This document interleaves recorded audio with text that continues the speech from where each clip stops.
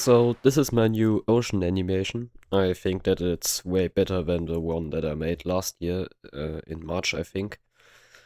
And yeah, I made the ocean using this ocean modifier and adjusted some settings. The mountains in the background were made with this landscape add-on that I also made a video for. So yeah, that's it. Thanks for watching and see you in the next one.